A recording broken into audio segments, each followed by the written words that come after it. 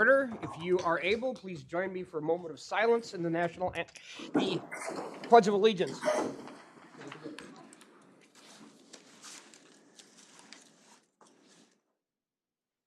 I pledge allegiance to the flag of the United States of America and to the republic for which it stands, one nation, under God, indivisible, with liberty and justice for all.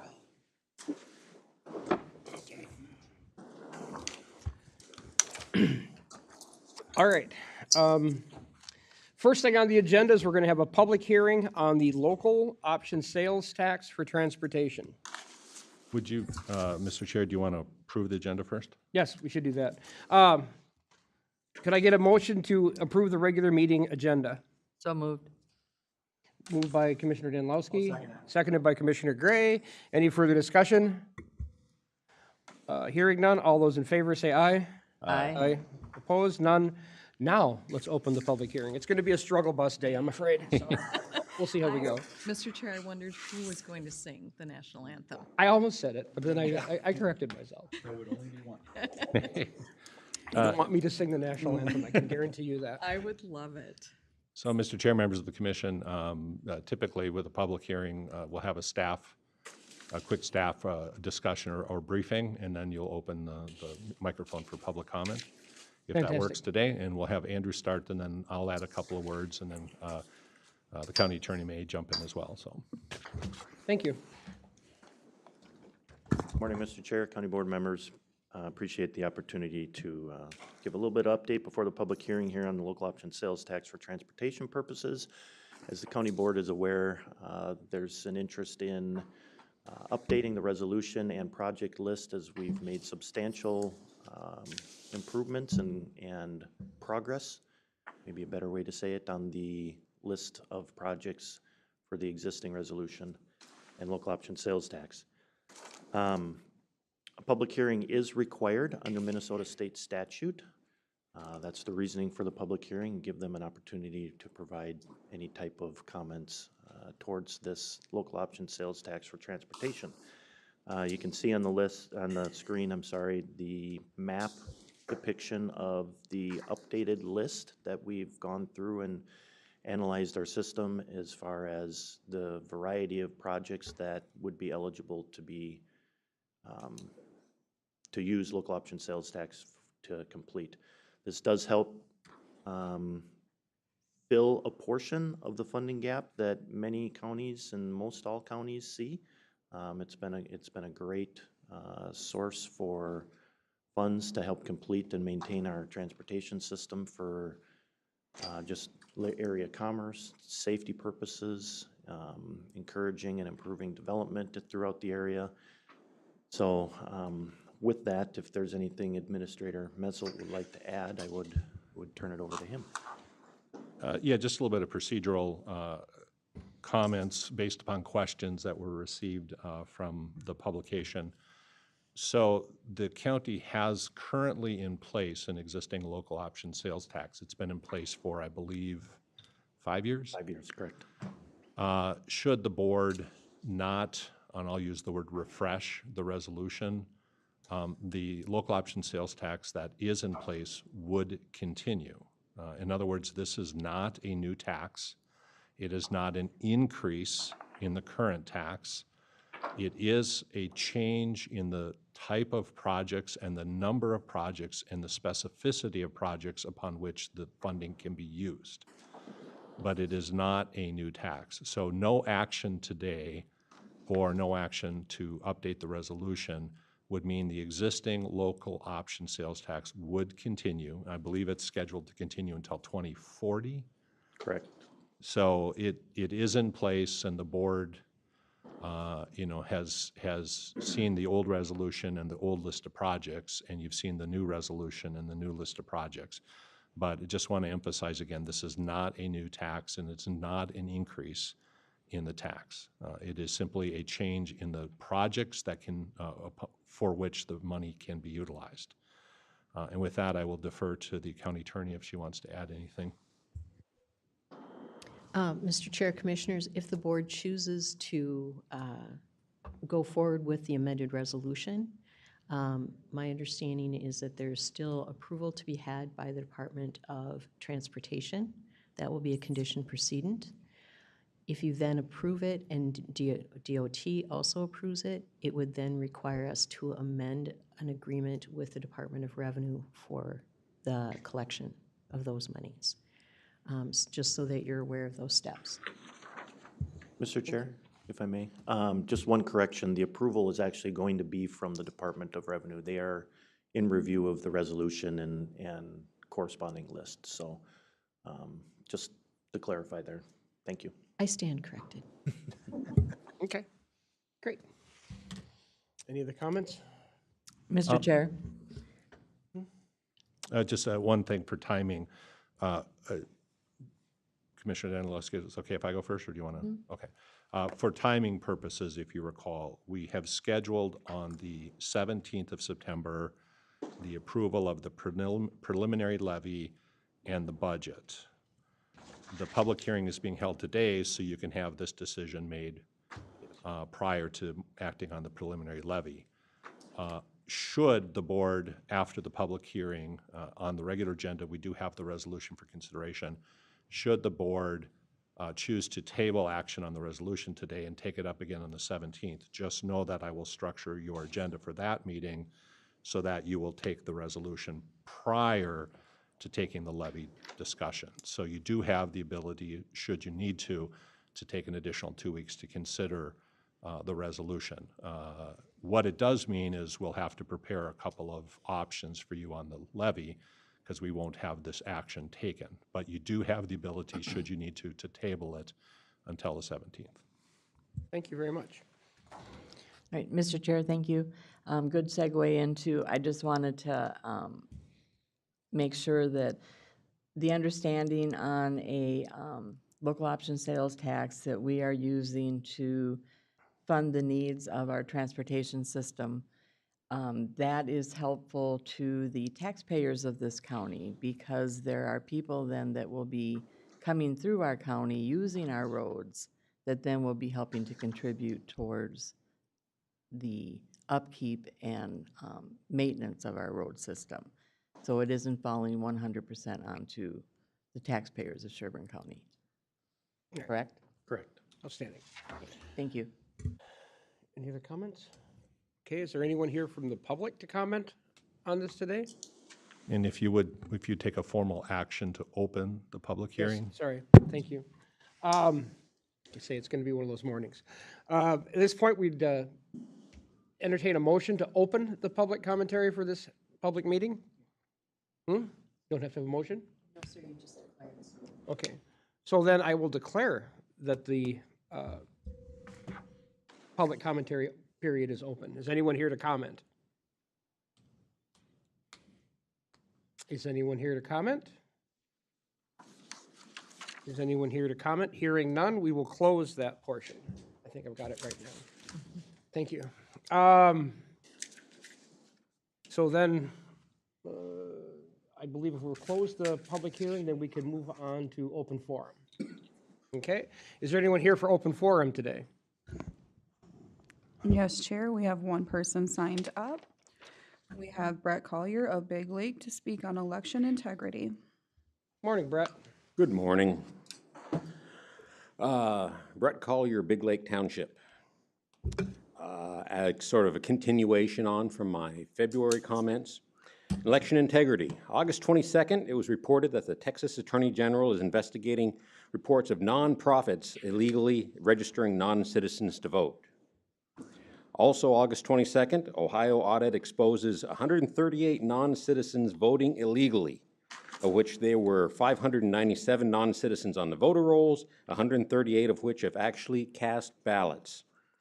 The audit that found these issues is still ongoing and has led to the removal of approximately 155,000 voter registrations that were found to be abandoned or inactive for over 4 years. Again, August 22nd, I'll pronounce this wrong, Pinellas County, Florida. There is a case that has been brought against the county regarding some 219,000 vote-by-mail requests apparently received on June 23rd, a Sunday when the election offices were closed, Many of those that received the ballots for their August primary election have signed affidavits stating that they have not requested the ballot. This all looks sort of fishy. August 26, Texas Governor Greg Abbott stated in a press release that the state of Texas has removed over 1 million ineligible voters from the voter rolls since Texas Bill 1 was signed into law in 2021.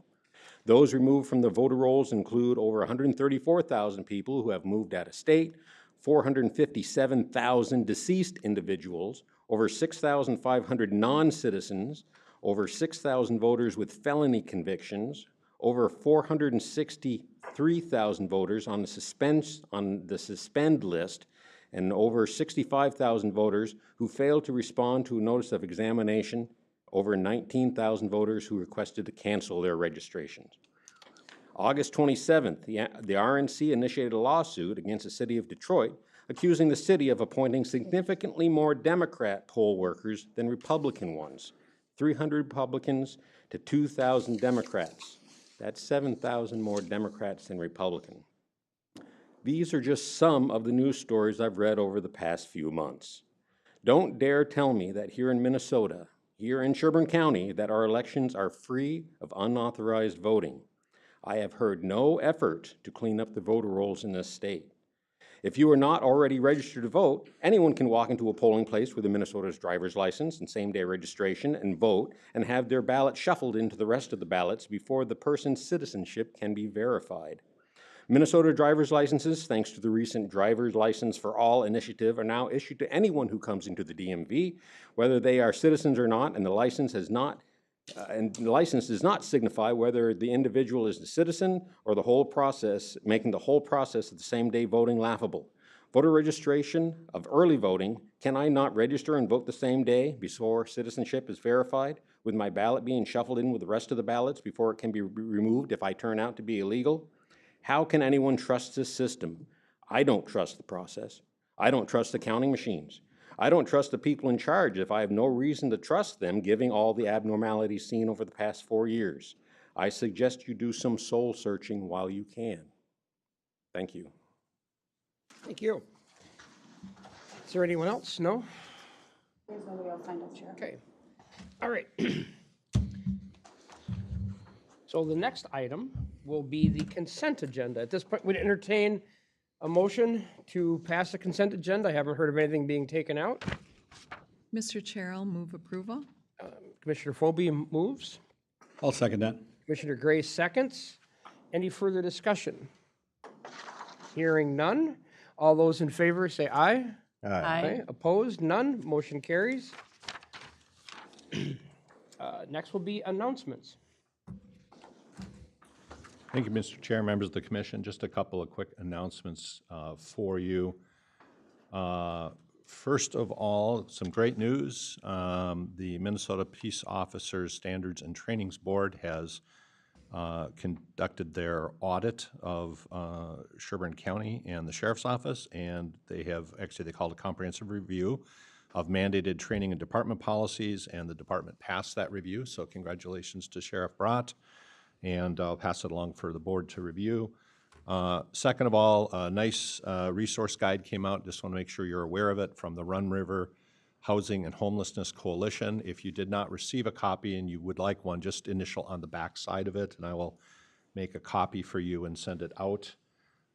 Third is there is going to be a town hall scheduled. I don't have a date yet. Originally, it's from Corey. He sent it out to you all. Just a reminder that that date has changed a bit, but it's a virtual town hall quarterly update with Commissioner Schmel regarding the status of Minnesota's jails, correctional facilities, and reform.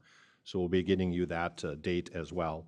Finally, looking ahead on the calendar, in addition to what you have scheduled, if you would add that AMC has just announced the dates for the Fall Policy Conference, or the Winter Conference, excuse me, in December. Keisha's going to go ahead and make hotel reservations for 4 of you. Lisa, I think you'll get yours through AMC typically, or do you want us to do one just in case? I would do one. Okay, so we'll do the 5 of you for that and register the 5 of you. If you're planning on not attending the December conference, if you'd let Keisha and me know, we can make those adjustments as well. Typically, your staff will come down for the day. They don't stay overnight. It's close enough that we'll drive in and out, including your administrator. With that, I'll stand for any questions you had. Obviously, Labor Day weekend, have not gotten a readout on traffic or any type of incidents over the weekend, but when I do, we'll get that sent out to you via email. Thank you very much. Anybody have any questions?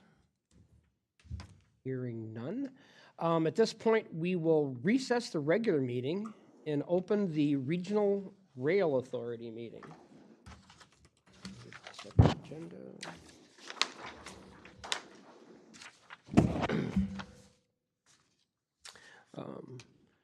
Would entertain a motion to approve the agenda for the Regional Rail Authority meeting at this time? So move. Moved by Commissioner Gray, Second. second by Commissioner Holtz. Any further discussion? Hearing none. All those in favor, please say aye. Aye. Opposed? None. Motion carries. I don't actually have that agenda in front of me. Oh, here it is. So approve the Regional Rail Authority minutes from January 2nd. Entertain a motion for that at this point in time. I'll move approval. Commissioner Phobie moves approval. I'll second. Commissioner Danilowski seconds. All those in favor, say aye. Aye. Aye. Opposed? None. And then next, we're going to have, I don't actually have that one in front of me. What is can you put that agenda back up? Give this. All right. Consider approval of the proposed regional rail levy for 2025. Thank you, Mr. Chair, members of the authority. Annually, this is probably one of the more enjoyable votes you get to take on taxes. Ever since the county adopted a local option sales tax, they have been able, through the rail authority, to reduce the levy for the rail authority to zero. Hence, this is one of the projects that is funded with the local option sales tax. So a former commissioner used to try to beat everybody else to the punch to make a motion to approve setting the preliminary levy at $0. Motion to approve. I'll second. Motion by Commissioner Gray, seconded by Commissioner Phobie. Any further discussion? Zero's a good number. Okay, all those in favor say aye. Aye. Okay, opposed? None? Zero's my favorite number for tax. Levy.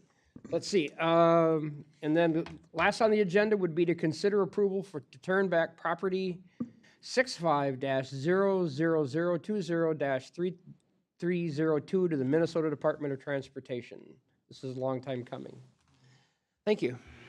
Good morning, Commissioners. Keisha's going to pull up a map here in a second, so we're all understanding which parcel this is. At discussed at the August 6th board workshop, county staff are recommending the Regional Rail Authority release the property located in Big Lake and is currently used for a park and ride. You can see the aerial on top. There are 2 cars in there. That's often the case. It's a very underutilized property. It has a highly desirable location, but the current deed destructions limit it to transit uses.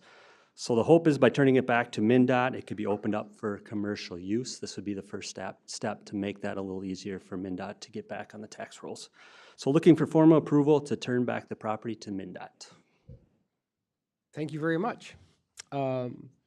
Is there anybody have any comments on that, or could we just entertain a motion at this point to turn it back or not? I do just want to make a few quick comments. This is in my district, in the city of Big Lake. That park and ride has been there for quite a while. And in what Dan is referring to as underutilized is an understatement. Now that North Star is there, that's where most of that parking happens. And there is no overnight parking here, so I am very much in favor of turning this back to MnDOT to get back out onto the tax rolls. Thank you. Yeah, there's never anybody in that parking lot. No. I guess at this point, we'd entertain a motion to turn it back to MnDOT. That being said, I'll make that motion. Commissioner Danilowski motions. Second. Commissioner Holtz seconds. Any further discussion? One question, do we know any timeline? I'm assuming we're going to be having, do we have any conversation with them when we do turn this back as to what the timeline is or the process? We had discussions several years ago when we had a developer ask about it, but we have not re-engaged with them since that time, so we will start exploring that as soon as this meeting is over. We didn't want to get ahead of the board, but we will Okay. start looking at that. Perfect, thank you. Okay. Any other discussion? All those in favor, say aye. Aye. Opposed, same sign. No opposed, motion carries. And at this point, we will close the Regional Rail Authority meeting and then reopen the regular meeting with our regular agenda. And the first item on our regular agenda is consider approval of the reappointment of Michelle Moen as Sherburne County Assessor. Throughout the state, the county assessor position is appointed to a 4-year term. The current term began in 2021 and expires at the end of 2024. Michelle has filled that role as assessor since 2019 here at Sherburne County. She was reappointed in 2021. The last few years have been very challenging for the assessor's office, and she's done a great job educating the public. So I'm here today recommending approval to reappoint Michelle Moen to a 4-year term beginning in 2025 through 2028. Okay. Is anybody, at this point, would entertain a motion to reappoint Michelle Moen as our county assessor? Mr. Chair, I'll make that motion. Mr. Danilowski motions. I'll second. Mr. Hull seconds. Is there any further discussion? Hearing none, all those in favor say aye. Aye. Opposed? None. Motion carries. There we have it. And the next thing will be to conduct the oath of office for reappointment of Ms. Michelle Moen as the Sherburne County Assessor. Thank you, Mr. Chair, members of the commission. I've just texted Michelle Ash to see if she can come. So if you're okay, can we just skip item 8.2 for now and go to 8.3, and then we'll circle back? We'll just make Michelle sit on pins and needles for a little bit. Certainly, we can circle back. So for item number 3 then is to introduce Mr. Brian Fleming, Sherburne County Economic Development Coordinator. As you stated, Mr. Chair, I'm excited to introduce Brian Fleming as our new Economic Development Coordinator. Just a little background about Brian before I invite him up. He is a graduate of Western Governors University and California State University Northridge with degrees in business administration, cybersecurity, English, and he is currently working on his doctorate in business administration. He is also a veteran who served in the Navy for 3.5 years, and he has spent the last 5 years with the City of St. Cloud working with regulations and enforcement. As part of these duties, he has worked with the Economic Development Department through his housing and business enforcement duties. So with that, I'd like to have Brian come up and say a few words.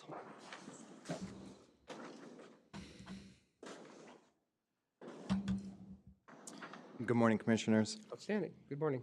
I don't have a prepared statement, but I just wanted to thank you for this opportunity. I look forward to serving Sherburne County in this role and getting to know each one of you a little bit more.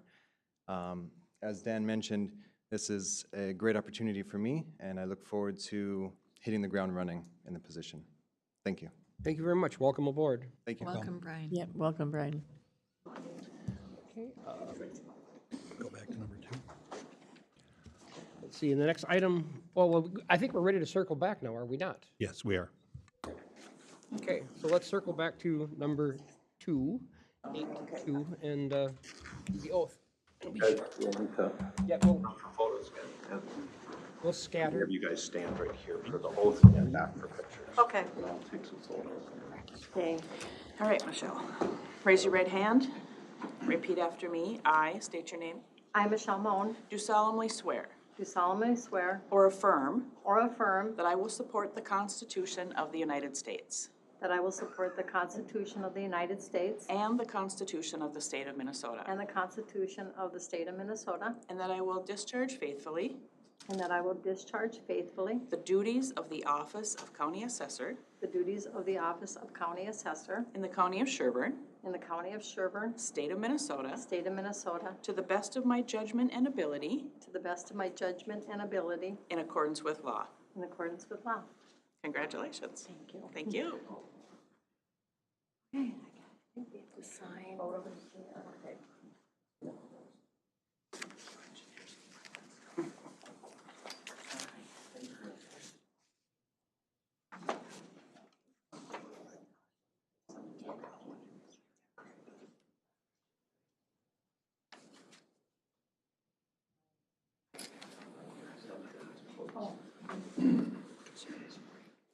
Okay, commissioners, you want to join? Me in or out? Yep. You can join too. Michelle's together. Yeah. We travel in pairs. Yes, we do.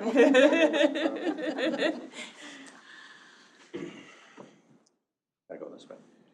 All right, 1, 2, 3. See if I can turn on the flash.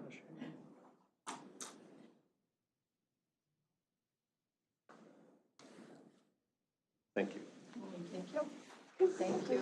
Thank you. I'll be retired before I do my next one. I'm hoping. No way. Thank you. See you.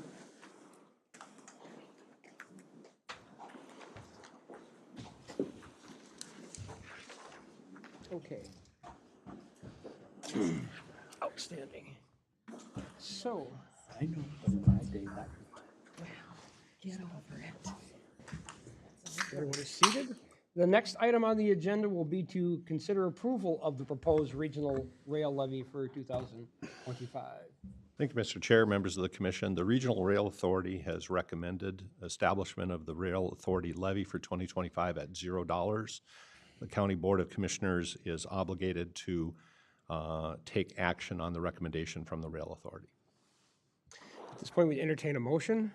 So moved. Moved by Commissioner Hultz, I'll second that. seconded by Commissioner Gray. Any further discussion? All those in favor say aye. Aye. Opposed? None. Motion carries.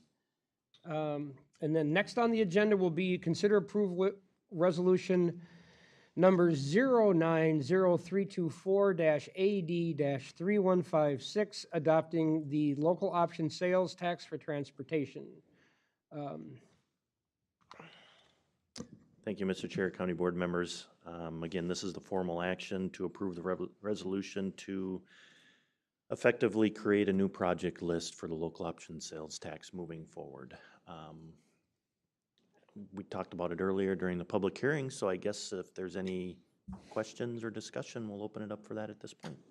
Okay. I think at this point, we just go ahead and entertain a motion. Mr. Chair, I'll make the motion to approve the resolution number 090324-AD-3156, adopting the local option sales tax for transportation and contingent upon the Department of Revenue's approval. Thank you very much. That was a long sentence. Second, I'll second. Commissioner Philby seconds. Any further discussion? All those in favor say aye. Aye. Opposed? None. Motion carries. And we don't have to pay for the railroad. Thank you. Next would be consider extension of state and federal representation agreements. These are the same agreements we've had in the past. Thank you, Mr. Chair, members of the commission. Yes, we are starting our prep for legislative activities for this year, and you'll hear from Matt and team a little bit of a recap of last year's legislative session, and I think you're going to probably foreshadow this coming session as well. As part of that, last year you entered into new agreements with our state and federal representation. They were annual agreements with the option of renewing for additional 2 one-year terms. So staff is recommending that we retain our current team at least through the start of this next legislative session, and ideally, since it's a 2-year biennium, possibly through the biennium. However, at the end of this remaining 2 years, it's probably appropriate to consider reopening and rebidding, since it's been a few years since we've bid. The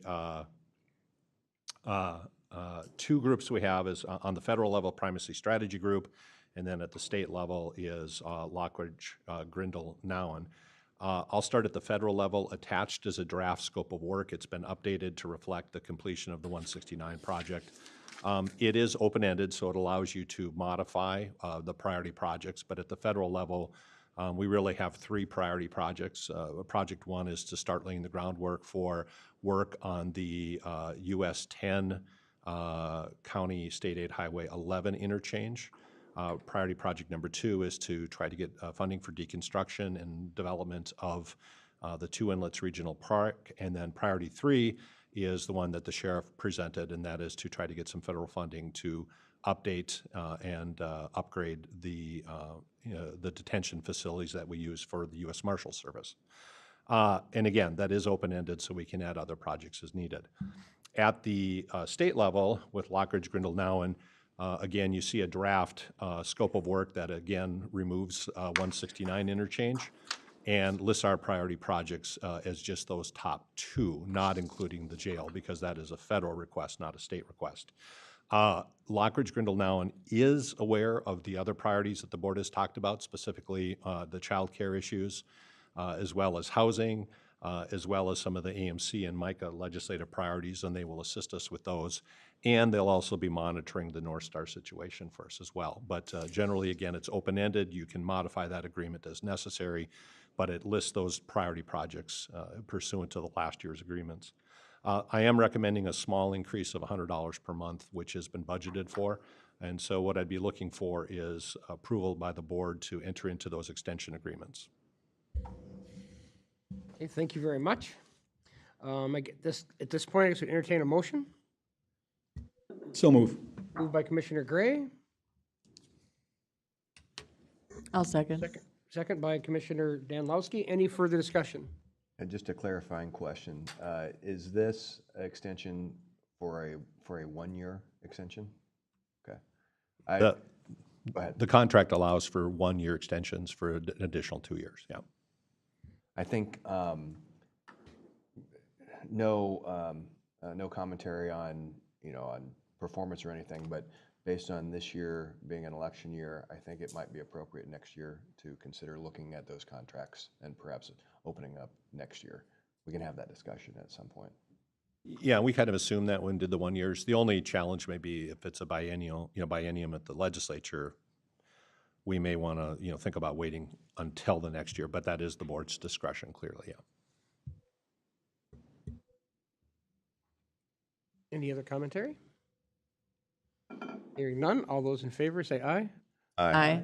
Opposed? None. Motion carries. And then the next will be to receive a legislative session recap from the Minnesota Intercounty Association. Micah, good morning. Good morning. Thanks for coming.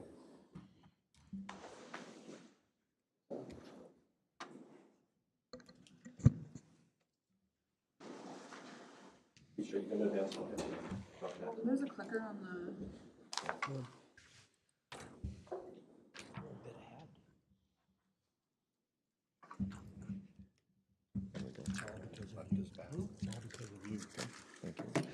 Good morning, Commissioner Felber and Commissioners. Matt Mossman with the Minnesota Inter-County Association.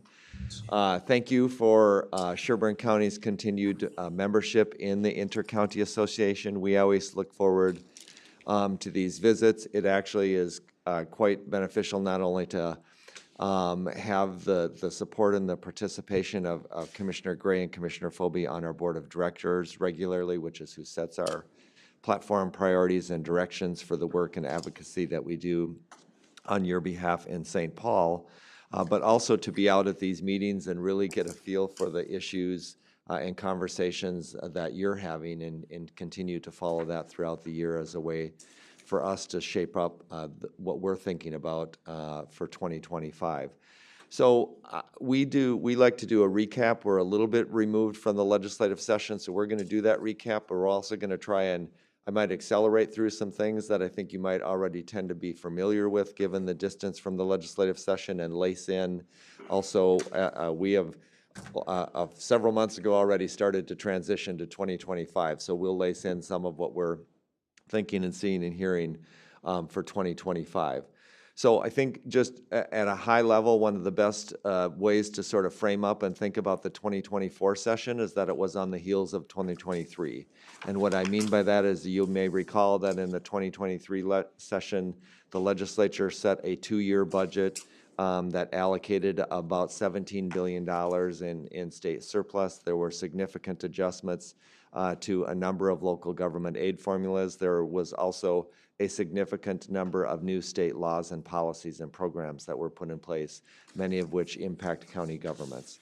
I say that that's a framework because the 2024 session then also meant that for many of those laws, earned sick and safe time, paid family leave, the cannabis law, just go through the list, there was in all of those areas and more, there were a number of changes and technical and non-technical adjustments that were made to the 2023 laws, and we were following those closely as well to see how they impacted counties. And certainly, an issue that arose for county governments during the year preceding 2024 was the Supreme Court decision in Tyler versus Hennepin County related to tax forfeited lands, and that became a big part of our legislative effort. This is my one numbers geek slide, which is kind of my history with state government doing budget work.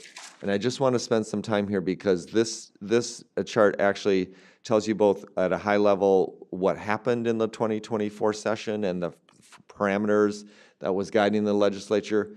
This circumstance actually is also still continues to be a pretty good reflection of what we might see in 2025 in terms of the budget conditions. So the legislature started in that left-hand column there under forecast 24-25 with $3.7 billion of projected surplus. However, but there was, you may have recalled, there was the legislative leaders, the governor, were all discouraging a significant amount of new commitment in spending during the 2024 session. And one of the reasons that there was that cautionary approach, even though there was $3.7 billion one-time surplus, is that if you look out in the orange, those two cells that are highlighted in orange there for 26-27, the state has a structural imbalance projected for the years going out. So there's an anticipation that less will come in the biennium for revenues than what is projected to be spent on state programs under current law. Now, that has been narrowing that gap, so we will look forward to the November 2024 forecast here to really give a sense of what the budget condition is as we approach the 2025 session. Back to the 2024 session, in the end of the day, the legislature didn't do $3.7 billion in new spending. They did $424 million in new commitments. That's that number that is in the middle column there at the bottom. Fully 25% of that $424 million, or $109 million, was allocated one time to the settlement costs for the Tyler the follow-on settlement for the Tyler tax forfeited land case. So that was a huge priority for counties. We are very appreciative to the legislature and both the authors, the leaders, the governor, the attorney generals, and attorney general's office in particular for coming together and supporting the importance of doing that. A reminder to the public, of course, who might be listening, that is not $109 million to counties. That is $109 million to property tax owners that may have been impacted by the law previously. And so that solution is in place. What I wanted, before moving on, at the same time, the 2024 legislature ended the session with more of a near-term, a more positive near-term budget balance than I think I've ever seen in my career in terms of money on the bottom line. They left $3.291 billion on the bottom line in 24-25, and then if you look above that, that's in addition to $3.263 billion in reserves. So just a little under 10% of biennial spending in reserves and unspent.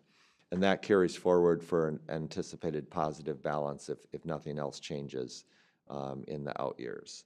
So then I talked about the tax forfeited settlement. I'm not going to spend a ton more time on this because this is, I think, something that you've heard about through other venues as we've moved away. It was bipartisan support for the $109 million funding piece, unanimous in both the House and the Senate.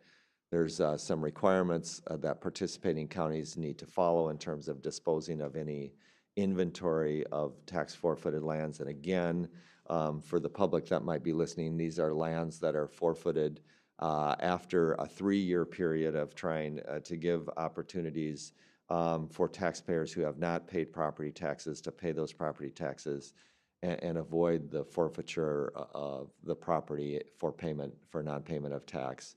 But there are a number of requirements that counties need to follow, and some of those sale contributions go back to offset the $109 million. Of course, the law also needed to be changed, which was a huge part of the investment of time, conversation, and success with MICA, AMC, other partners. Just many thanks to Representative Sandra Feist and Senator Bonnie Westland on carrying this legislation, hugely complex area of tax law. And in the end of the day, we did get a solution in place that changes the law going forward to eliminate the offensive pieces that were ruled unconstitutional by the U.S. Supreme Court. The key elements really are that when land is now forfeited, it will be required to be put up for sale in order to have a process that sets a value to determine what the value, the sale value of that property is relative to the tax and penalties and fees and other costs that are owed. And then if there's a surplus, i.e. more that is generated from the sale than what is owed, that surplus must go through a claims process for the owners and the other interested parties to have an opportunity to claim all or a portion of that sale surplus. Again, there's some other details. I'm happy to answer any questions if you have them. I do want then to just finish up before I turn over to Mr. Novak, and then I'll come back up at the end to say that there were, so as we followed the MICA portfolio here, I tend to take the lead on taxation issues along with some other areas. There was a tax bill that both the House and Senate produced, went into conference committee. It included a number of provisions that you see on this page that would have impacted local governments, some one-time increases in some local government aids, a local sales tax authority, and some construction materials exemptions. None of those things happened in 2024. The House and Senate were unable to reach consensus on any provisions except for a handful of provisions related to some state taxes, primarily the state child care tax, and a package of changes for the Iron Range. Given that you talked about local sales tax for the transportation piece, I do want to just talk a little bit about this piece in the middle, and I do anticipate there's ongoing conversations. This was a proposal by both the House and the Senate that has come forward. The base law right now is that local governments cannot impose a local sales tax unless there's some special state authorization by the legislature to do so. So there's general authorization for the transportation tax, like the one you talked about earlier. Also, individual cities and counties might go and get authority to impose a local sales tax to pay for some specified regional project, or whether it be a community facility. Some counties have gone for jail and public safety facilities, for example. The legislature is discussing putting a general law in place that would allow local cities and counties to impose a local sales tax without having to go to the legislature under certain conditions. And so there's a significant amount of conversation about what those conditions are, what kind of projects there would be. The legislation put an overall cap of 1%. So, for example, there could be no more than 1% in total county sales tax in Sherburne County if under the proposal if it were to pass. So there's a number of ramifications to it. The House and Senate had different proposals and differences were not sorted out. So we fully anticipate that to be an issue of conversation coming back up next legislative session, as well as construction materials. So let me pause there. State aids are always an issue. As you know, there's not an inflation growth factor on the county program aid formula. We were grateful to have a significant increase in that program in 2023, but then it goes back to remaining flat. So as your costs rise somewhat over time, that does not keep pace with your levy pressures. And so that and other aid programs in the housing area is an area that we anticipate focusing on as well. Happy to answer any questions and turn it over to Mr. Novak. Have any questions at this point? Thank you very much. Greg, can I? Mr. Chair, do you mind if I ask a quick question? I'm sorry? Would you mind if I asked a quick question? Sure. Matt, just more of a larger question. The local option sales tax and generalizing that, is part of a long multi-year trend. It seems to move away from the redistributive policies of the Minnesota Miracle, so less and less reliance on county program aid, local government aid. But it also creates a series of haves and have-nots for communities that a local option sales tax isn't an option for whatever reason, lack of sales base, tax base, competitive markets, on the borders, things like that. At what point do you see the legislature really seriously discussing, the redistributive value of some of those other aid programs versus just going to you're on your own? If you have a local tax base, you're okay. Mr. Chair, and thank you for the question. That is actually, that question and sorting that out is central to the conversation that is going on and the difference in how to get there between the House and the Senate. There a significant impetus for the conversation, particularly from the House tax chair, has been the recognition that some jurisdictions have more sales tax base than others, so there's differences both in ability to pay across communities and ability to leverage that resource in order to have equitable and similar local government services and take pressure off the property tax, as well as that the sales tax is actually more regressive on a household basis than the property tax. And so all of that is part of the conversation and being sorted out, and I think a key question is whether or not that tax equity can be most effectively addressed within this program, or whether or not that equity still needs to be, as it has historically been done, be addressed through statewide revenue sources and statewide distribution formulas, which is a bit where we've been suggesting the course should take. Thank you.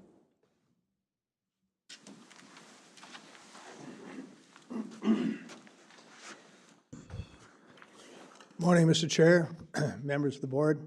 It's always good to be in Sherburne County. Spent a lot of time here, actually, over the last 25 years. I wanted to speak. All right. I wanted to speak directly to transportation in this past session. I think the conclusion is that the vast majority of transportation issues that were of interest to Micah were basically found in 4 bills. House File 3436, which was the Omnibus Transportation Policy Bill. House File 5242, which was the conference report on transportation combined with labor and housing. And then House File 5220 and House File 5262, which was the bonding bill in terms of GO bonds, and then also what they call the cash bonding bill. The first two I'll speak to first, the policy bill and the finance bill. The policy bill was really pretty straightforward. It involved a number of small, non-controversial items, passed one body unanimously and the other body overwhelmingly.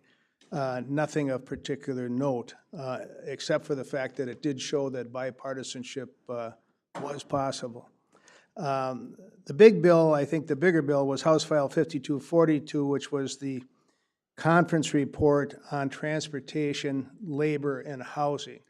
Kind of a new twist to the conference committee apparatus we've seen in the last couple of years where subjects have been combined. This bill took a really interesting legislative route to the finish line, which turned out to be a couple of minutes to midnight on the final night. It had been in both houses, of course, as regular bills, passed, combined into a conference report. The conference committee met on successive nights the last week of the session, Monday, Tuesday, Wednesday, passed out on the 2 floors, and then kind of sat there till Saturday. Was referred back to the conference committee. Ultimately, the transportation bill became the vehicle for the Lyft and Uber deal, if you remember following that in the news. But the real twist at the end was it got combined with 6 other major bills into House File 5247, which was the tax bill. And this entire package, which is about 1,500 pages long, did finally pass with about 5 minutes to spare on the final night. So what was in it? Well, there was very little state cash given to transportation in this session. $2 million, which got doubled to $4 million by the end of the session. However, through cancellations and other procedures, in the end, just under $120 million was spent or respent on transportation. Probably the two things of most interest to Sherburne County was there was $15 million allocated to the State Road Construction Fund and $15 million allocated to Corridors of Commerce. In this particular case, however, inside this bill, maybe the most important thing to Sherburne and other county governments was the impacts of a bill that had passed, a policy bill that had passed in 2023 when all the big money bills were coming through on transportation greenhouse gas emissions assessment. And Andrew is here. Your county attorney does a great job, and he combined with his colleagues, other county engineers from MICA, really played a significant role between 2023 and this year on trying to mitigate some of the effects of the policy bill that passed in 2023, developing the process that's going to go forward to determine which projects are going to survive the test and get done in terms of bridges and roads and so on and so forth. Very important. There was 3 significant changes, I think, that occurred because of the role of the MICA engineers that were very positive by the end of this last session on greenhouse gas. The first one was to change the project analysis requirements so that they will be viewed as a portfolio of projects around the entire state instead of project to project to project, which I think will allow certain projects to go forward that otherwise might get tripped up. And that, I believe, will be very important to the overall road and bridge construction process in the state. The vehicle that made that really possible was the Technical Advisory Committee, which was created. And it does have slots on there for local governments like counties, and we're pushing hard to have those slots be filled by county engineers. The task force that led to all of this met significantly every other week from July of 2023 through this past February and became the vehicle for the legislative changes that I just mentioned. And one of the major final things that was accomplished by this group is that we retain safety, public safety, as the major criteria, the top priority for future road and bridge projects. Of course, what's going on here is a movement to try to mitigate the effects of global warming, something I think most people agree is necessary to work on, but we're trying to do it. We were trying to make changes that allow that to happen in such a way that the normal flow of events in terms of fixing roads and bridges continues to go forward. And I think we made big progress on that because of our engineers. I'll touch briefly on bonding. Neither bill passed. That's the sad result of the whole thing. There was probably around $100 million in there that would have been allocated to what are historically our top priorities: county roads, county bridges, local road wetland replacement programs.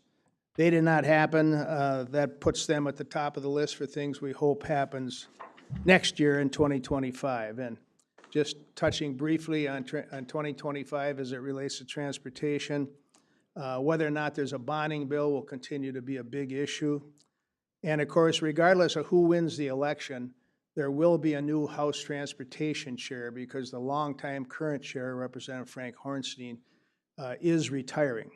So, and again, until we know the results of the election, that will determine other major changes that will or won't take place depending on who controls the body. So with that, I would conclude and be happy to answer any questions you might have.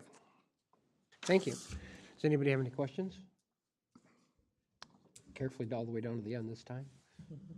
If not, I just would like to indulge you for 1 minute to say this is going to be my last report to Sherburne County. I'm retiring at the end of this month.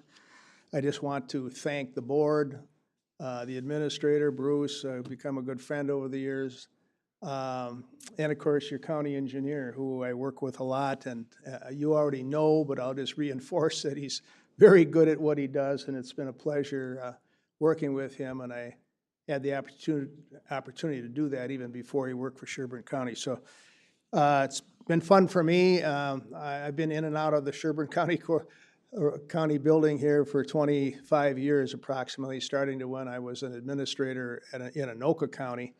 And back in the days when everybody was united on trying to get North Star built and running, we had a lot of meetings out here. And then, of course, the last 12 years with Micah. So you've got a great county. I have no doubt that it's going to remain that way. And I just wanted to say thanks and good luck. So, And thanks to you for your service to the state and the various communities, and I hope you have a great retirement. Thank you. I'll do my best.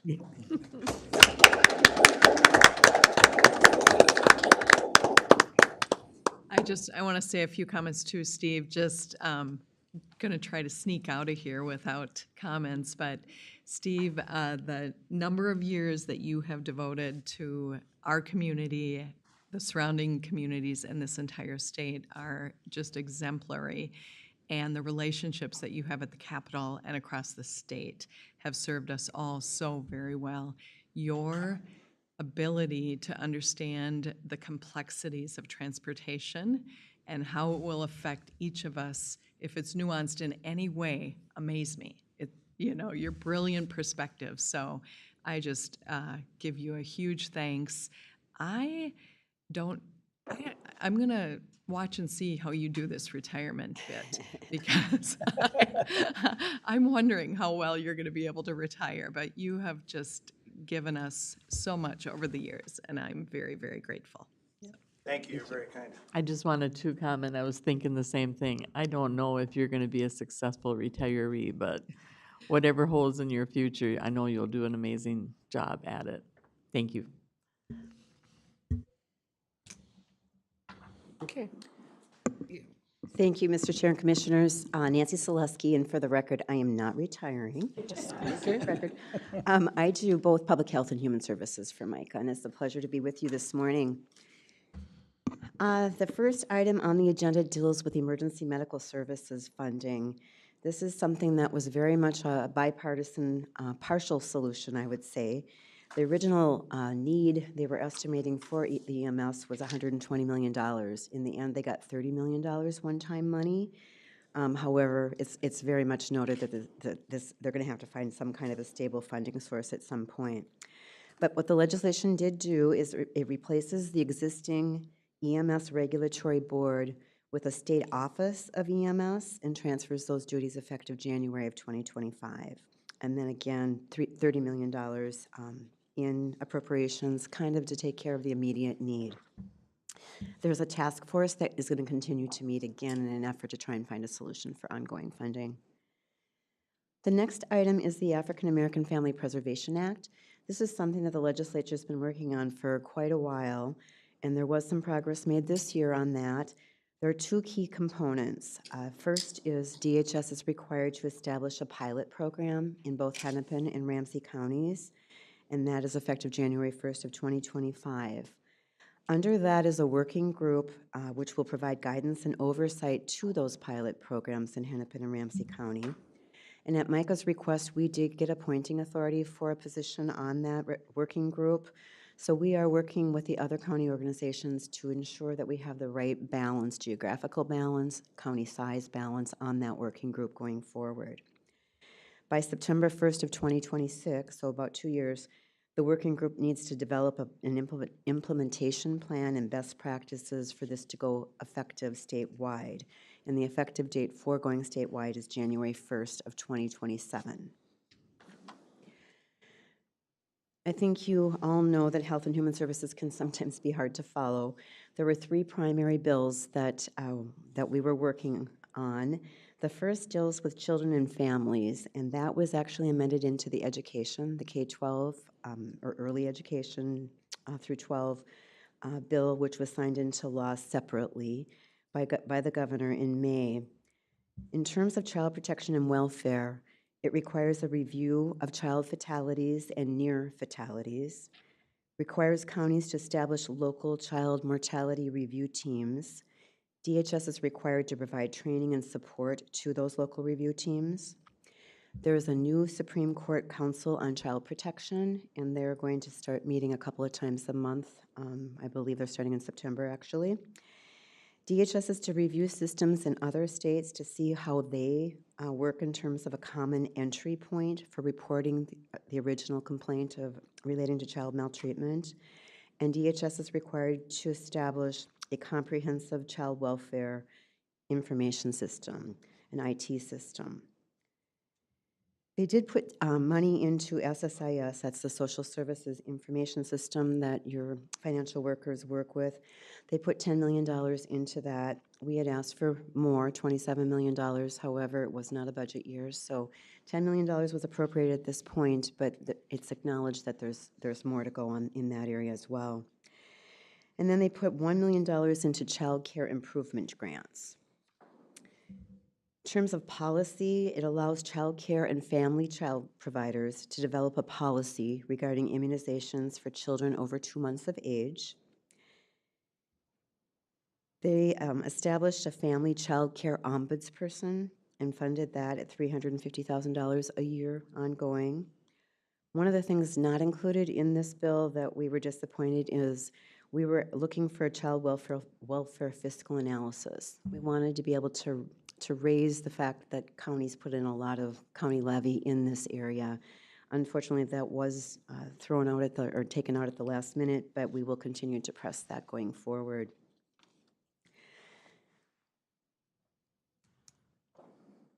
Sorry. Here we go. The second bill I would address is the Omnibus Human Services Bill. This is one of the bills that was one of the omnibus appropriations bills that was amended into that mega tax bill on that last night of session. It made some changes to min choices, allowing counties to continue contracting for min choices assessments, modifies the timeline in which a county must visit an individual that's requesting an assessment from 20 calendar days to 20 working days, and it extends the validity of the assessment, the min choices assessment, from 60 days to 365 days.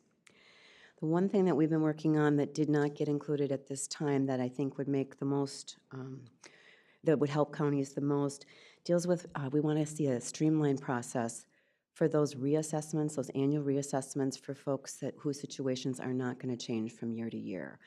My understanding is this assessment can take 10 hours, as long as 10 hours, which needs to be done each year, which then continues to back up counties in terms of new assessments being done. So this is something we've talked to DHS about that does require some federal interaction, and it did create a fiscal note. So it was dropped for this year, but that is where we believe we'd see the most bang for our buck for our clients and for the county. The legislature also created a task force on guardianship with one county appointee. I think you probably all saw the article in the paper yesterday, the Star Tribune, dealing with guardianship, and that does remain an issue.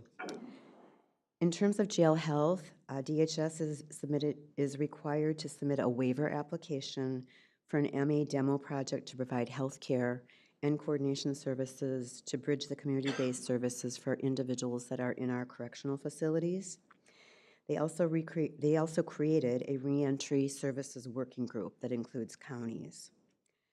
And finally, there's a pilot program that counties can tap into to get reimbursed when they support correctional facilities that are administering antipsychotic medication for mental health treatment for folks that are in our correctional facilities.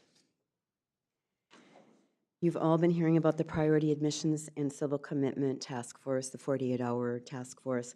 This is something we've been wrestling with for quite a while. There was a task force that was created last year at the end of 2023 in an effort to try and solve this problem. There was some progress made this year, but the reality is capacity remains a huge issue for both communities and for state-operated services. So while we did make, again, some progress, it would likely take hundreds of millions of dollars to completely fix this situation. But what I would say is last year we did receive a 2-year reprieve for those folks that have been committed as mentally ill and dangerous, who are awaiting a bed in one state-operated facility and going to another state-operated facility. counties have no ability to be able to effectuate that transfer, and so we argued that we should not be paying the per diem for that. That did reap savings for counties of about $8 million in the first 6 months. That goes away next June of 2025. It was only a 2-hour reprieve, a 2-year reprieve. So we'll be working on making our argument to extend that and actually to go even further and say if a person's sitting in a state-operated facility, we should not be on the hook for that. That should be a state-operated cost. A couple of things that they did do is they established a mentally ill and dangerous civil commitment reform task force. And they did provide an exception for hospitals of 10 patients that could be transferred immediately. HCMC testified in more than one hearing that they've had people at HCMC for over a year. That is, they're not receiving treatment, they're waiting for a bed at St. Peter. And so they did give them a 10-person exception, so those folks will basically be moved to the top. A couple of other things I would just mention is they eliminated parental fees for parents whose children receive MA in disability or residential settings. You all know that there's a new direct care and treatment agency. They started making some recommendations related to the executive board and governance of that new agency. And then there is language that DHS is required to consult with counties to improve case management information systems.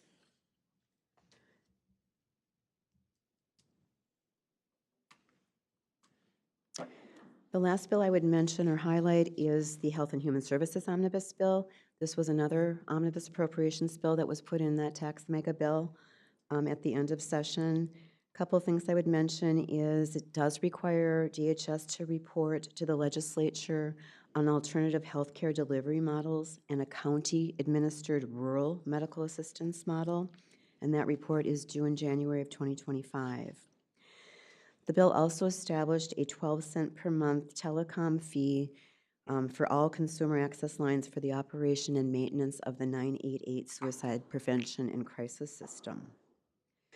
Another thing that we've been working on for a long time is trying to establish an MA benefit for children's crisis residential services. We have it for adults, we don't have it for children. Under the legislation that passed, DHS is to consult with us, counties, as well as providers, advocates, and tribes on developing this covered benefit. They are to report to the legislature by next October 2025. There is legislation that adds rural mental health service providers outside of the 7-county metro area to be eligible for mental health services grants. And they did create a Health Professions Workforce Advisory Council. Finally, the Department of Health is required to publish an RFI to assist the department in conducting a comprehensive evaluation of current healthcare needs and capacity in the state. And lastly, I would just highlight that it requires child-placing agencies to notify an Indian child's tribe or tribes immediately, which means no later than 24 hours after receiving information on a missing child. With that, those are the highlights. You've got a report. It's a lot of it is Health and Human Services related. But before I go, I too want to call out some of your staff that I work closely with, and that would be Amanda Larson, Jody Hiring-Dick, Nicole Ruhoff, and Tony Masters. They're all very much active in not only MICA, our groups, but also with the statewide association, MACSA, and the local public health association. So I just wanted to mention them, that I work closely with them, and thank you. Okay, thank you very much. Any questions, comments? Ms. Bessel? Nancy, just one quick question, and maybe this is for follow-on with Amanda and I, and maybe even Commissioner Phobie. We've run into recently a challenge with the state. There seems to be some conflicting either legislation or rules regarding billing for detox services versus wraparound services. And the conflict seems to be when you bill private insurance versus when you bill medical assistance. Has that been flagged to you at all by any of our member counties, or is that something that we should just, sit offline and talk to you a little bit about? Because it may require some state review or look at. Mr. Chair and Mr. Messelt, I have not heard of this myself, but I say that every day. I learn something new in county world, and I think it's true. It's a fairly recent issue, so I just Okay. want to flag it to you as long as you're here, so. Yeah, fairly recent.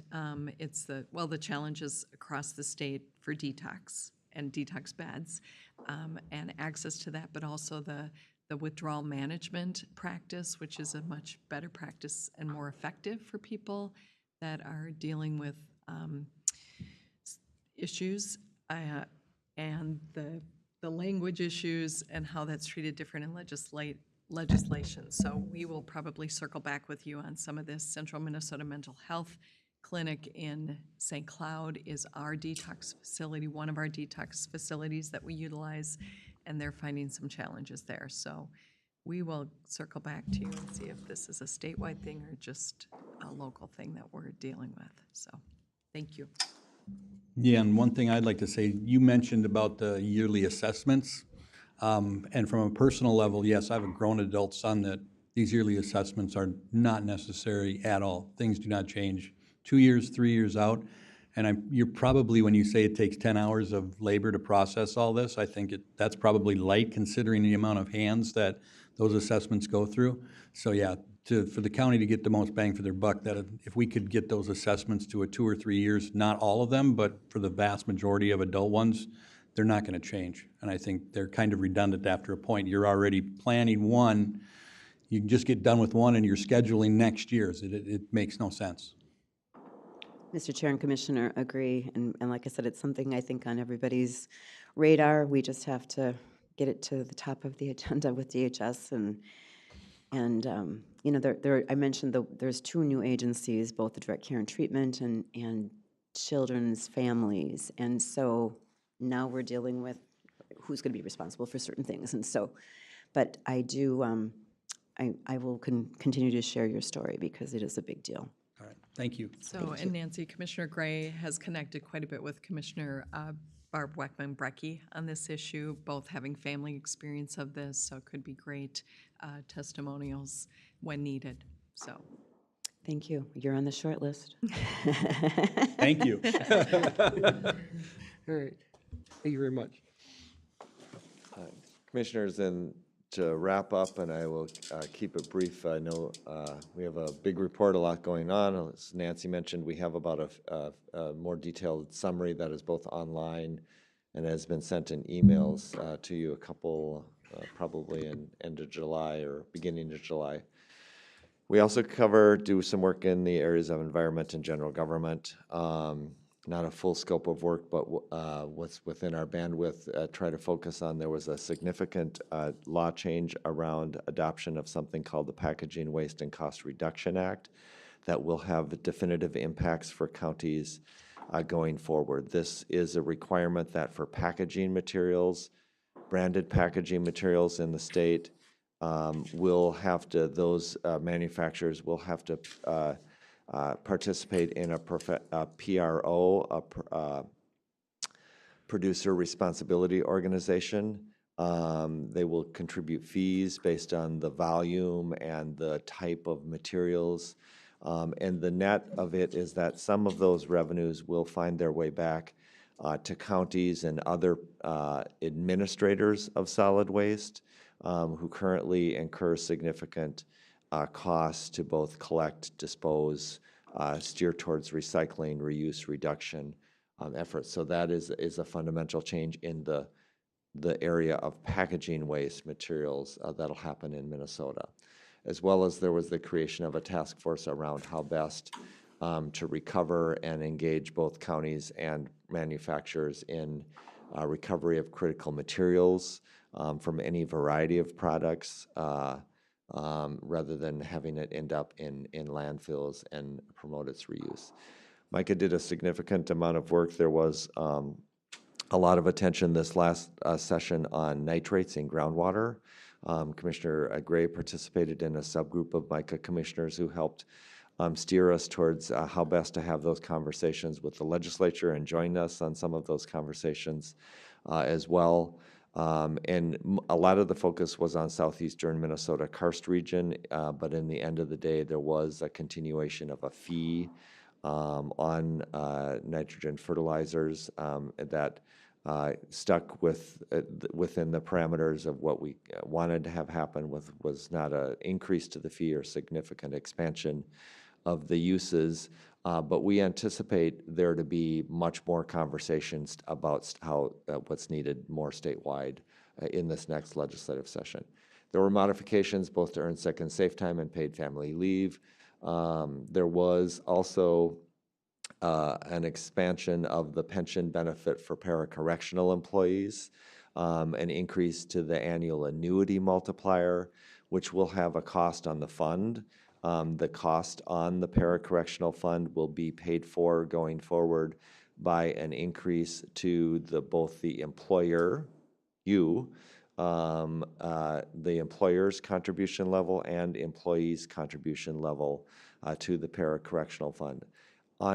It'll cost counties total statewide about $4 to $5 million in additional employer contributions annually going forward. This, by the way, is an area that we anticipate there to be continued conversation at the Capitol, is around efforts to expand and enhance pension benefits for certain groups of local, county, and city employees, and those costs oftentimes then have fall back to you all as counties and to county levy pressures. And then there were some election law changes and a small increase in funding in the last session. So with that, happy to answer any questions. The legislature reconvenes on January 14th, which is a change, a delay in the timeline from the second Tuesday following the first Monday is the new reconvene date rather than the first Tuesday following the first Monday. And this just happens to be the latest it can possibly be in January in 2025. So that's when we start up. Any questions? No, thank you very much for coming. Unless One- anybody has questions, Mr. Chair, one quick comment. I just want to reiterate too and say congratulations, Steve, on your well-earned retirement. So, and I just want to make a few comments that I believe, truly believe that Micah is such a credible voice for us at the Capitol, and each of you as individuals are such a credible voice with your history, your longevity, the relationships you have, and to unite the counties as we are able to is so important. So thank you for serving on our behalf and being our voice at the Capitol. Thank you so much. Thank you for your continued confidence. Appreciate it. Very much. Have a good day. Thank you. So next we will have commissioner correspondence, committee reports, upcoming meetings, and future agenda items. Who'd like to go first? Andrew? I'll go real quick. Just a couple of key highlights. One is the week before the holiday, I attended the community partners meeting with ISD 728.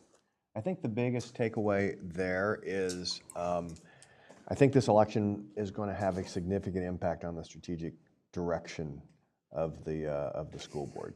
So it'll be interesting to see how all that plays out. But it's both with the number of board members that are up for election, as well as the retirement of the superintendent.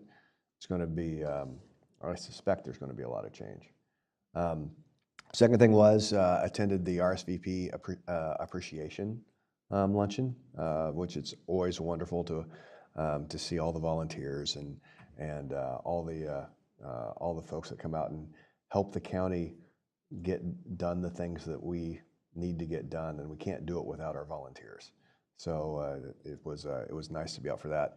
And finally, on a personal note, we attended my grandmother's 100th birthday. So she turned 100 a week ago yesterday. Cool. Outstanding. Thank you.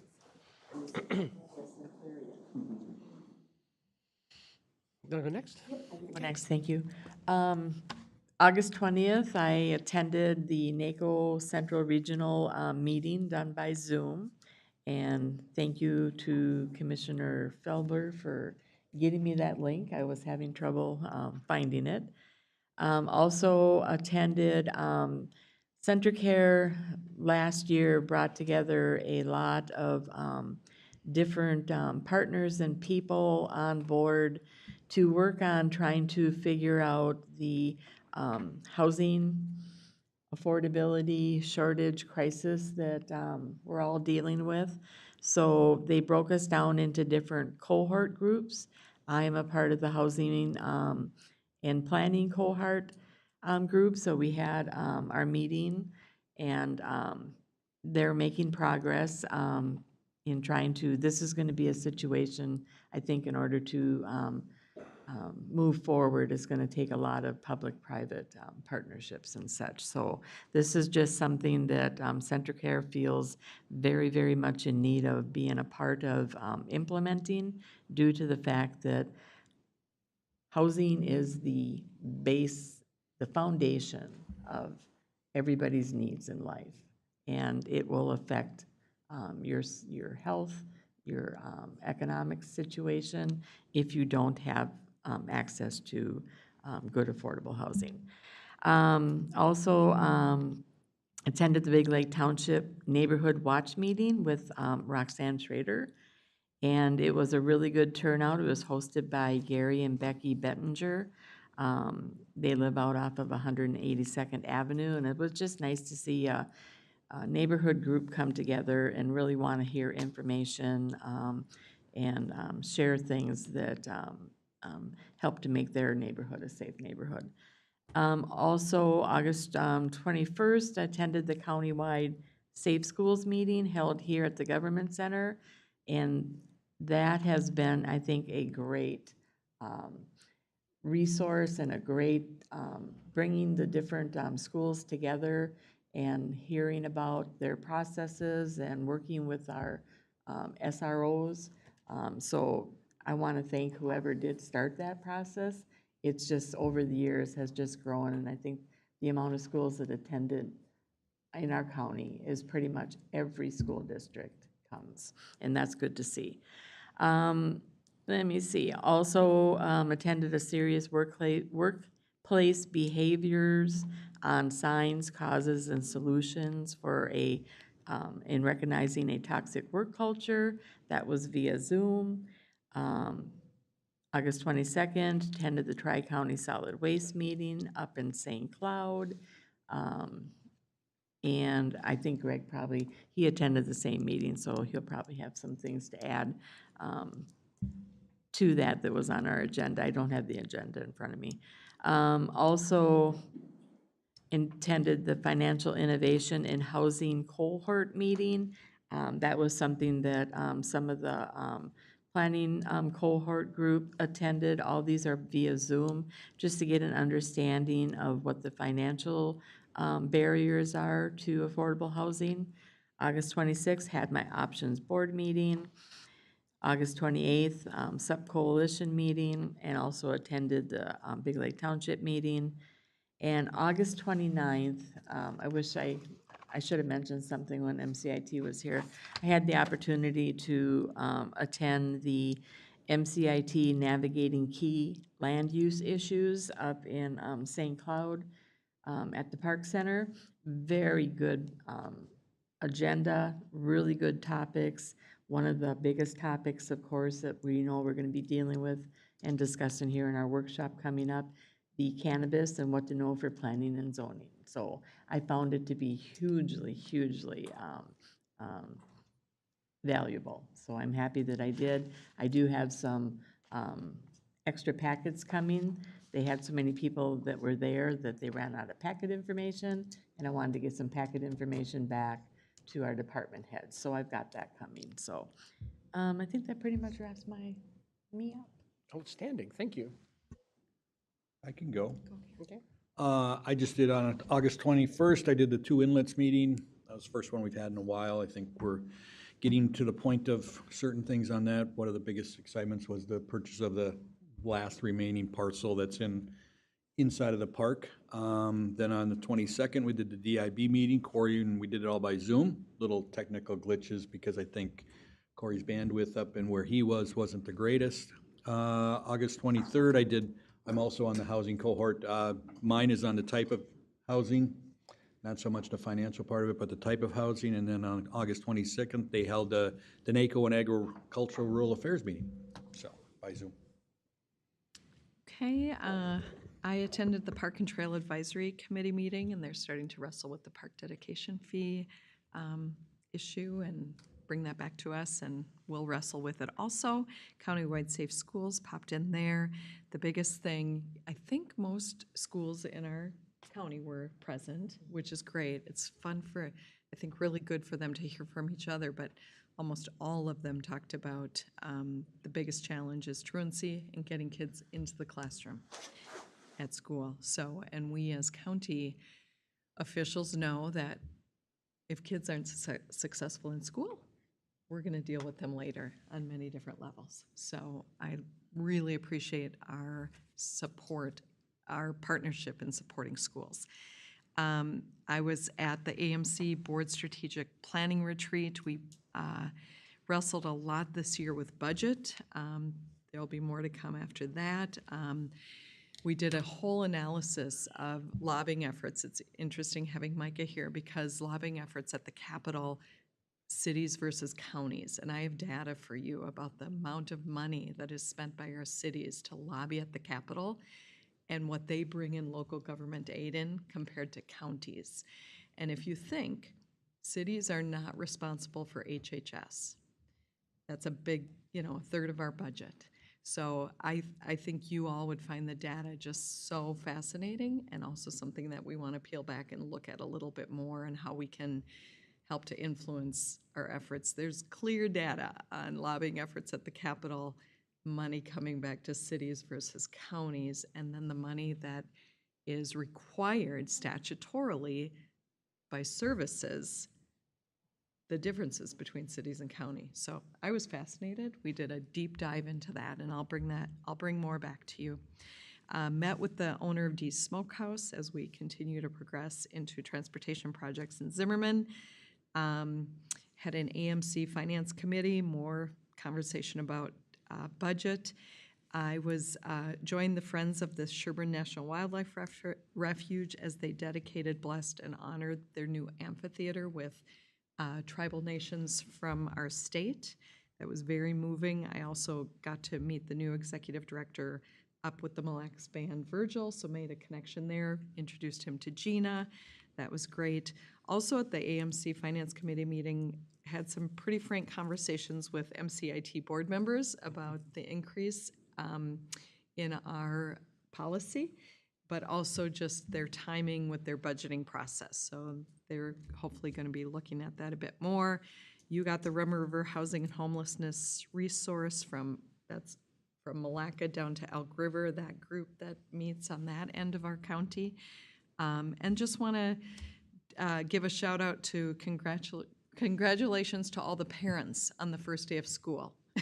And our best to all of our students, and thanks to all of our people and educators who work in our school systems. I remember it was a very mixed emotion day for me as a mom, that the kids go back to school. It was the most wonderful day in many ways, and then also a little bittersweet. So good luck to all. Thank you very much. So for me, as usual, by the beginning of the month, this month is National Preparedness Month, to remind you to prepare for emergency and disasters. So it's a good time to go through your home detectors, make sure you have flashlights, these kind of things for power outages and whatever other emergencies you might want to plan for. It's a National Courtesy Month. It never hurts to say please and thank you and to be decent to others in your daily activities.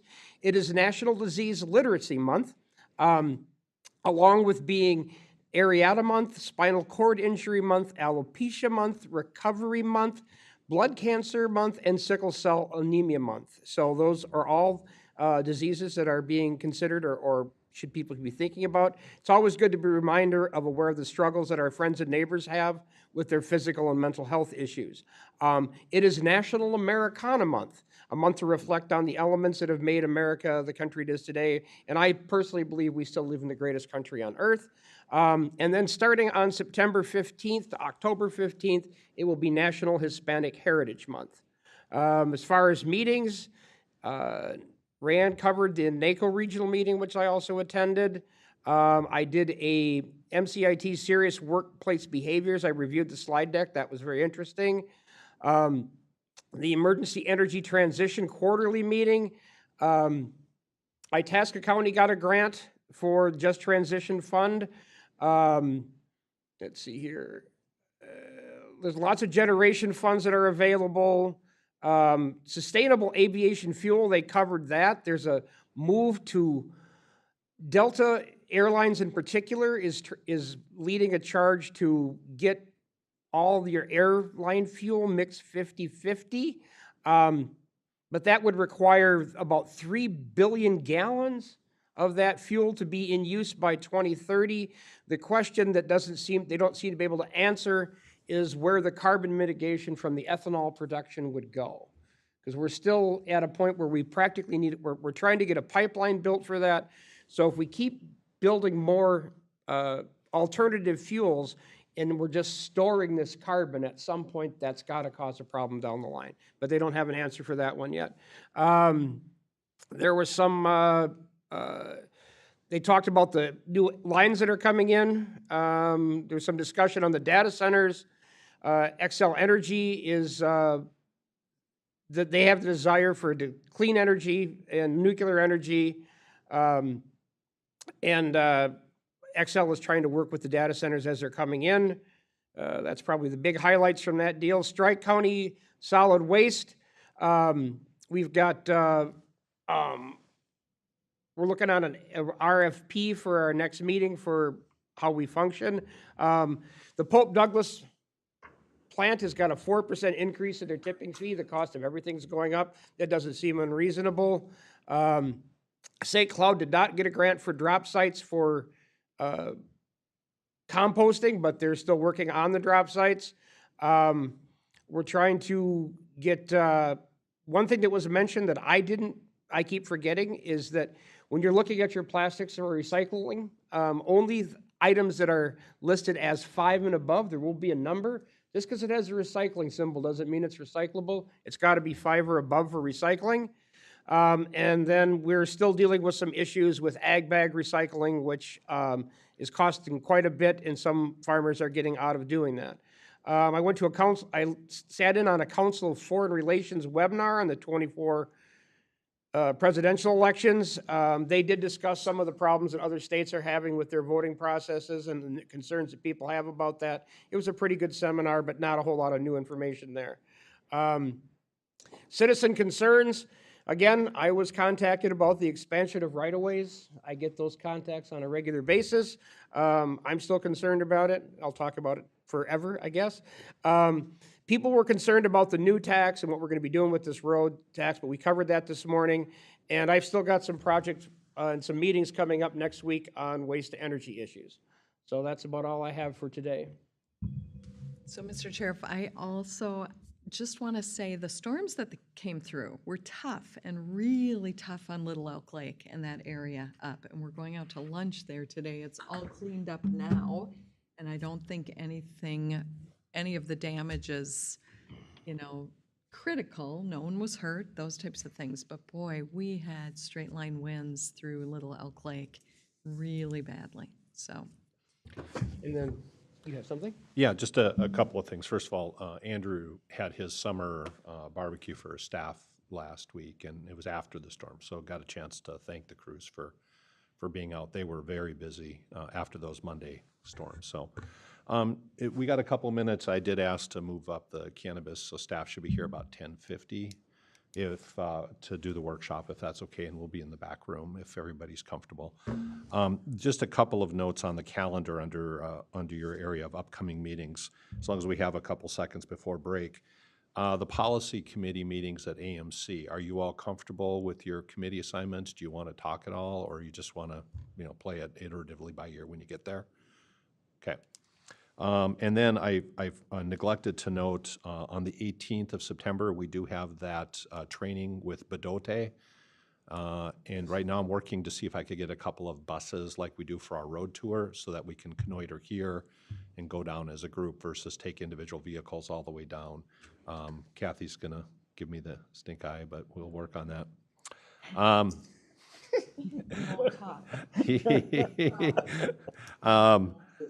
So still to come on that, but just a reminder, and if you are not able to attend the Bedote training, would you please let Gina know?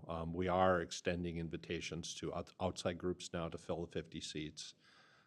And so that'd be good, just helpful for fine tuning that. Also a note I neglected to note, the SWCD tour is on the 20th, so that's a busy week. If you're, we have board meeting, then we have Bedote, and then on Thursday is both Planning Commission plus the EDA, and then Friday is the SWCD tour. If you're planning on attending, I think they're looking for final sign up for that tour today. So if you need more information, let me know. And Can then you send out a fresh update on that one I then, can. Bruce? I'll do that. And then just a final note, again, the specific dates for AMC this year are December 9th through the 11th. It's off, a little bit off week. Typically it's the week that we have a board meeting. So just make sure you've got that in your calendar, 9th through 11th. And then last note, I assume Commissioner Felber would note this, but we've made a note of some of the challenges in law enforcement. So I did want to recognize the tragedy in Dallas this weekend with the death of a couple more police officers, and it looks like it was intentional. It was my sister and brother-in-law live down there, and so they worked very hard because it's just some of our cities are really struggling with violence and gun violence in particular. So, Thank you for bringing that up. I didn't watch the news all weekend. I took one weekend off, and so thank you. Mr. Chair, I just wanted to make one quick update with Lisa referring to our Safe Schools meeting. It was really interesting to hear from the schools the increase in truancy that is happening. And it appears to be a spike that has come out of COVID. And it seems to be a lot of parents that don't seem to really recognize the need to have their kids attend school on a regular basis. I found that just extremely troubling and fascinating at the same time as to how do you get that message out to parents that your child needs to be in school. It was just very interesting for me to hear that, and also to hear that I wish the school luck on imposing their no cell phones in class rule and the legislative directive that has to happen. So hopefully I won't get a call that my grandson is one of them. Okay. Are we finished? Okay, so then we're going to recess the regular meeting, take a break, and then what would be a convenient time to move the workshop up to? I told staff about 10 minutes to the hour, but if you want to take a longer break, like Okay. 10:55 works or whatever works for the board. 10:55 work for everyone? Sure. Outstanding. Well, then we might as well do the workshop back there because it's going to be a very long one. All right. And so we're recessed.